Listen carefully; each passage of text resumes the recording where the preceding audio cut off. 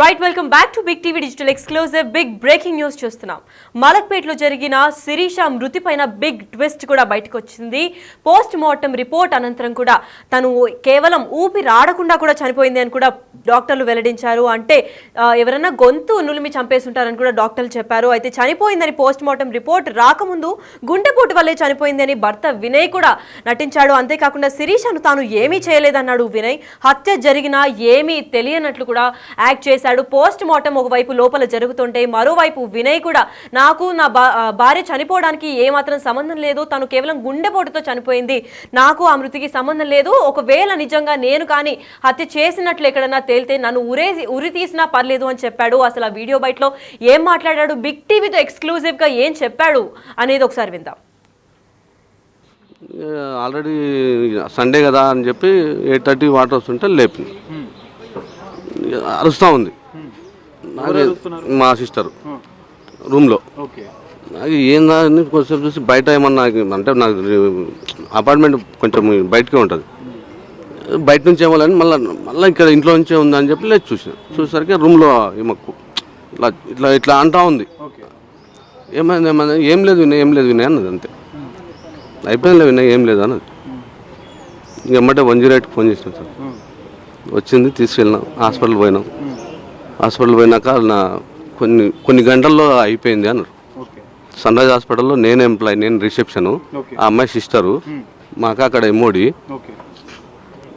ఇట్లా స్టాఫ్ ఉన్నప్పుడు ఒక రోజు ఇట్లా కొంచెం అమ్మాయి బాగుంటుంది, ఆ తల్లిదండ్రులు ఎవరు లేరంటున్నారు వినయ్, మంచిగా ఉంటుంది, చేసుకోకుండా లైఫ్ ఉంటుంది, అమ్మాయి బాగుంటుంది కొన్ని కన్విన్స్ చేసి సరే మాట్లాడుకోసారి చూడు అని. సరే చూసినాక సరే అమ్మాయి బాగానే ఉంది, పర్లేదు, ఇంటికి కూడా తీసుకెళ్ళినాం. సరే ఇంకా అందరినీ సమక్షంలో ఇక్కడే మన చింతలగుంట ఎస్కేఎస్ ఫంక్షన్ హాల్లో మ్యారేజ్ చేసుకున్నాం సార్. ఎటువంటి దానికైనా నాది ఉంది అంటే మీరు ఊరి అయినా యావజ్జీవైనా వేయండి, నేను దానికి కట్టుబడి ఉంటాను. మీ ముందు చెప్తున్నా, నేను ఎక్కడికి పోయేటోని కాదు, ఉండేటోని కాదు, ఏది జరిగితే అది జరిగినాను సార్. అమ్మ మీ ద్వారానే పరిచయం శిరీష వినయ్కి. సో అప్పుడు ఎట్లా ఉండే మరి శిరీష? అప్పుడు శిరీష మాతో మంచిగానే ఉండేదండి, మాకు ఎటువంటి కొట్లాటలు గొడవలు ఏం లేవు అసలు. ఎప్పుడు మాతో ఆనందంగా జాబ్ చేసి. నిన్న ఏం జరిగింది? నిన్న 8 o'clock లేస్తారు రెగ్యులర్గా, 8 o'clock లేయలేదు, 8:20కి నేను లేచి చూస్తే వాటర్ వస్తుందని నేను బాత్రూంలోకి వెళ్ళేసి వచ్చి పిలిస్తే పలకకపోతే వినయ్ హాస్పిటల్కి తీసుకెళ్దామని తీసుకెళ్ళినాం అంతే. అంటే ఇంతకుముందు ఏమైనా గొడవలు జరిగేదా, లేదంటే ఆమెకి ఆరోగ్య సమస్యలు ఏమైనా ఉండేదా? వేరేం లేదు. కుటుంబ సభ్యులు ఆరోపిస్తున్నారు. ఎంక్వైరీ చేసుకోమనండి, మేము దేనికైనా రెడీ ఉన్నాం, శిక్ష చేస్తే దానికి మేము రెడీ. రైట్, చూశారు కదా. అసలు భర్త వినయ్ లోపల ఒక పక్క ఉస్మానియా హాస్పిటల్లో కూడా పోస్ట్ మార్టం జరుగుతుంటే ఎప్పుడు లేచి యథావిధిగా జాబ్కి వెళ్ళే శిరీష లేకపోవడంతో తను కూడా భయాందోళనకు గురై సడన్గా 108కి కూడా కాల్ చేశాను. దాని తర్వాత డాక్టర్లు చనిపోయి కూడా చాలాసేపు అయిందని చెప్పారు. అంతేకాని నాకు ఈ హత్యకి ఎటువంటి సంబంధం లేదు, ఒకవేళ ఎటువంటి ఎవిడెన్స్ కానీ ఏమన్నా నేను కూడా ఈ హత్యలో ఇన్వాల్వ్ అయి ఉంటే మాత్రం మీరు యావజ్జీవ శిక్ష చేసినా ఓకే, లేదంటే ఊరేసినా కానీ ఓకే అని కూడా చెప్పుకొచ్చాడు వినయ్. అసలు నిజాలు ఏంటి, అసలు తినేనా చంపింది అన్న దానిపైన కూడా పోలీసులు ఇంకా విచారణ కొనసాగిస్తున్నారు. అయితే ఈ ఘటన పైన పూర్తి అప్డేట్స్ ఇవ్వడానికి మా ప్రతినిధి సాగర్ లైన్లో ఉన్నారు. సాగర్, చెప్పండి, వినయ్ ఎవరైతే తన భర్త ఉన్నారో శిరీష భర్త, తను కూడా చెప్పారు తనకి హత్యకి ఏం సంబంధం లేదు, గుండెపోటుతో పోయిందని. కానీ పోస్ట్ మార్టం రిపోర్ట్ మనం ఇప్పుడు చూసినట్లయితే అది ప్రాపర్ హత్యలాగే వెల్లడిస్తున్నారు. ఎందుకంటే ఊపిరాడకపోవడం వల్ల గొంతు పైన కూడా కొన్ని మార్క్స్ ఉన్నాయని కూడా చెప్పుకొచ్చారు. మరి హత్య ఎవరు చేసినట్టు ఏమన్నా ఎవిడెన్స్ ఏమన్నా కనిపించిందా, లేదా పోలీసులు విచారణ అనంతరం ఏమన్నా బయటికి వచ్చే ఛాన్స్లు ఏమన్నా కనిపిస్తున్నాయా? ఎస్లకి మలక్పేట్ వివాహిత శిరీష మృతి కేసులో కొన్ని సంచలన విషయాలు పోస్ట్ మార్టం రిపోర్ట్లో వచ్చినట్లుగా కూడా తెలుస్తుంది. దాని ఆధారంగానే పోలీసులు కూడా కొద్దిసేపటి క్రితమే ఇటు ఉస్మానియా మార్చురీ వద్ద డ్రామాలు ఆడుతూ అమాయకంగా నటిస్తున్నటువంటి భర్తతో పాటుగా వారి కుటుంబ సభ్యులను కూడా కొద్దిసేపటి క్రితమే పోలీసులు అదుపులోకి తీసుకొని విచారిస్తున్న పరిస్థితి. మొదట అనుమానాస్పద మృతిగా కేసు నమోదు చేసిన పోలీసులు ఇటు పోస్ట్ మార్టం నివేదిక ఆధారంగా, ఎందుకంటే ఇప్పటికే కుటుంబ సభ్యులు కూడా శిరీష మృతికి ఖచ్చితంగా భర్తే కారణం, భర్తనే హత్య చేసి ఉంటారంటూ సంచలన ఆరోపణలు చేసిన నేపథ్యంలో పోలీసులు ఆ కోణంలో కూడా దర్యాప్తు చేశారు. ఇటు పోస్ట్మార్టం నివేదికలో కూడా ఇటు శిరీష గొంతు వద్ద కొన్ని గాయాలు ఉండడం, ఇటు చేతులపైన గాయాలు ఉండడంతో కూడా పోలీసులు అనుమానాస్పదంగా కొంత అనుమానం కూడా వ్యక్తం చేశారు. ఇటు పోస్ట్మార్టం నివేదికలో కూడా గొంతు వద్ద గాయాలు ఉండడం, ఇటు శిరీష ఊపిరాడకుండా గొంతు నుమిలి హత్య చేశారన్న విషయాలు కూడా ఇటు పోస్ట్మార్టం నివేదికలో బయటకు వచ్చిన నేపథ్యంలో పోలీసులు వారిని అదుపులోకి తీసుకొని విచారిస్తున్న పరిస్థితి. అయితే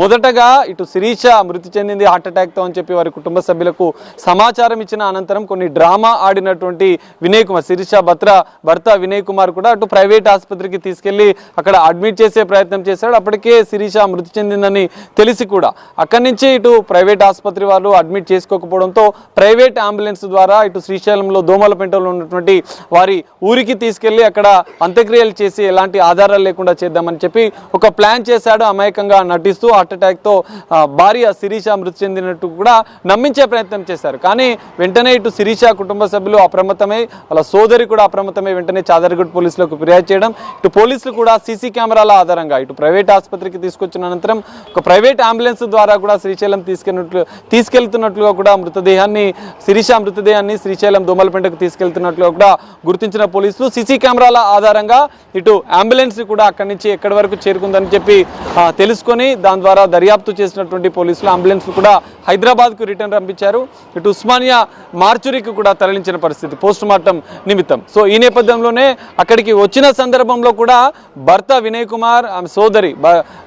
కుమార్ సోదరి కూడా అక్కడే అమాయకంగా నటిస్తూ మీడియాతో మాట్లాడుతూ కూడా హార్ట్ అటాక్తో మృతి చెంది, మాకు ఎలాంటి సంబంధం లేదు, ఆ కుటుంబం వాళ్ళు ఆరోపిస్తున్న దాంట్లో వాస్తవం లేదు, ఒకవేళ నిజంగానే నేను చేసినా అని చెప్పి తెలిస్తే మాత్రం ఖచ్చితంగా నన్ను ఉరితేయండి, యావజ్జీవ శిక్ష అనే వేయండి అని చెప్పి ఒక డ్రామా స్టోరీ క్రియేట్ చేసే ప్రయత్నం చేశాడు. ఖచ్చితంగా ఇటు శిరీష కుటుంబ సభ్యులు మాత్రం తరచుగా వేధింపులకు గురి చేస్తున్నాడు. 9 ఏళ్లుగా కూడా తమ సిస్టర్ని, తమ చెల్లిని స్వాతి సోదరి చెప్పిన పరిస్థితి, శిరీష సోదరి స్వాతి తమ చెల్లి శిరీషని వాళ్ళు ట్రాప్ చేసి ఒక అందంగా ఉందని చెప్పి ట్రాప్ చేసి వాళ్ళు ప్రేమ పేరుతో పెళ్లి చేసుకున్నారు. మా కుటుంబానికి పూర్తిగా దూరంగా ఉంచారు. పెళ్లి సందర్భంలో కూడా తమకు విషయం చెప్పలేదు. పెళ్లి అనంతరం కూడా అనేక గొడవలు జరుగుతున్న సందర్భంలో కూడా తమకు కుటుంబంతో వారిని ఇటు శిరీష కుటుంబ సభ్యులకు మేనమామకు కావచ్చు, ఇటు తల్లివారి తరపున సంబంధించినటువంటి బంధువులతో ఎవరితోని మాట్లాడినా కూడా వేధింపులకు గురి చేసేవాడిని కూడా తెలుపుతుంది. తాజాగా 2 రోజుల క్రితం శిరీష తన సోదరి స్వాతికి కూడా చెప్పిన పరిస్థితి, ఈ వేధింపులు ఇంకా నేను భరించలేకపోతున్నా, ఇక నీ దగ్గరికి వచ్చేస్తానక్క అని చెప్పి తనతో చివరిగా మాట్లాడిన అంశాలు కూడా స్వాతి బిగ్ టీవీతో ఎక్స్క్లూజివ్గా మాట్లాడుతూ చెప్పిన పరిస్థితి శిరీష సోదరి. సో ఈ నేపథ్యంలో మనం చూడొచ్చు, కుటుంబ సభ్యులు ఆరోపణలు కూడా ఇక్కడ ఖచ్చితంగా నిర్ధారణ అయ్యాయి. పోలీసులు పోస్టుమార్టం నివేదికలో కూడా ఖచ్చితంగా గొంతు మినిమిలి ఊపిరాడకుండా శిరీష మృతి చెందింది. ఆ గొంతు వద్ద గాయాలను, మిగతా శరీర భాగాల వద్ద కూడా గాయాలైనట్లుగా గుర్తించిన పోలీసులు కూడా పూర్తి స్థాయిలో దర్యాప్తును కీలకం చేశారు.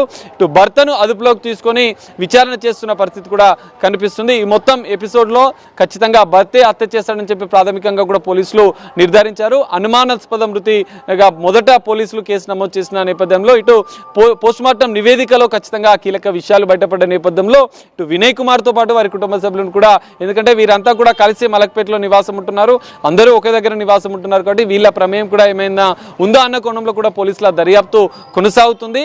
ఖచ్చితంగా శిరీషను ఎందుకు హత్య చేశాడు, ఆ రోజు ఏం జరిగింది, ఎందుకు హత్య చేయడానికి గల కారణాలు ఏంటి అనేవి కూడా పోలీసుల విచారణలు కూడా వెల్లడే అవకాశం కూడా కనిపిస్తుంది. పోలీసుల దర్యాప్తు అనంతరం కూడా ఈ కేసులో మరిన్ని కీలక విషయాలు కూడా బయటపడే అవకాశం కూడా కనిపిస్తుంది. వీళ్ళకి ఇప్పుడు ఇది హత్యగా కూడా అటుపక్క డాక్టర్స్ కూడా నిర్ధారించారు, పోలీసులకు కూడా ప్రతి ఒక్క మూమెంట్ కూడా అనుమానాస్పదంగానే ఉంది. కాబట్టి ఇప్పుడు ఈ హత్య చేశారు కాబట్టి భర్తే చేశాడనుకోవచ్చా, లేదంటే ఇంకేమైనా ఇతర కారణాల వల్ల చేశారనుకోవచ్చా? ఎందుకంటే ప్రీవియస్గా శిరీష హెల్త్ రిపోర్ట్స్ కూడా చూసినట్లయితే తనకి ఎటువంటి జబ్బులు కూడా లేవు, సడన్గా హార్ట్ అటాక్తో ఎందుకు పోతుందని వాళ్ళ కుటుంబ సభ్యులు కూడా ఆరోపిస్తున్నారు. కాబట్టి ఇది హత్యగానే ఏమైనా ప్రాపర్ ఎవిడెన్స్ ఏమైనా ఇప్పటికే పోలీసులు ఏమైనా చెప్పారా?